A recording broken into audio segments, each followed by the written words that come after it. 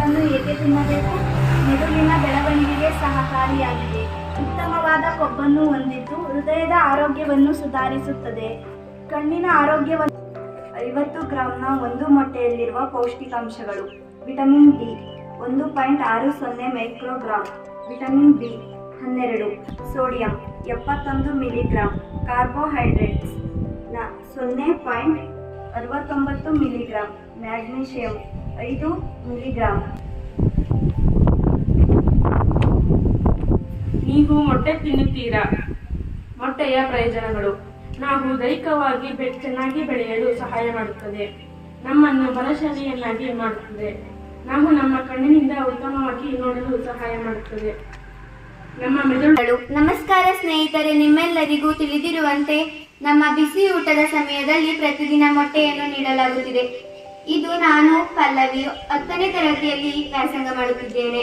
ನಿಮ್ಮೆಲ್ಲರೊಂದಿಗೆ ಮೊಟ್ಟೆಯ ಪ್ರಯೋಜನಗಳ ಕುರಿತು ಮಾತನಾಡಲಿದ್ದೇನೆ. ನಾವೆಲ್ಲ ಮಕ್ಕಳು ತುಂಬಾ ಕ್ರಿಯಾಶೀಲರಾಗಿರುತ್ತೇವೆ ಮತ್ತು ದಿನವಿಡೀ ಆಟವಾಡಲು ಇಷ್ಟಪಡುತ್ತೇವೆ.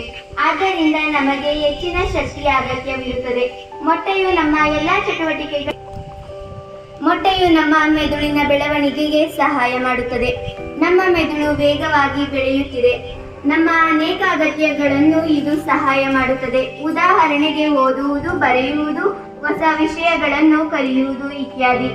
ಮೊಟ್ಟೆಯಲ್ಲಿ ಕೋಲಿನ್ ಎನ್ನುವ ಅಂಶ ಇದ್ದು ಇದು ಕಲಿಕೆಯ ಪ್ರಕ್ರಿಯೆ ಮತ್ತು ಸ್ಮರಣೆಯನ್ನು ಹೆಚ್ಚಿಸಲು ಸಹಾಯ ಮಾಡುತ್ತದೆ ಮತ್ತು ಜ್ಞಾನದ ಬೆಳವಣಿಗೆಗೆ ನಿರ್ಣಾಯಕವಾಗಿದೆ. ಮೊಟ್ಟೆಯು ನಮ್ಮ ರೋಗ ನಿರೋಧಕ ಶಕ್ತಿಯನ್ನು ಬಲಪಡಿಸಲು, ಸರಳಲು ಮತ್ತು ತೂಕವನ್ನು ನಿರ್ವಹಿಸಲು ಸಹಾಯ ಮಾಡುತ್ತದೆ.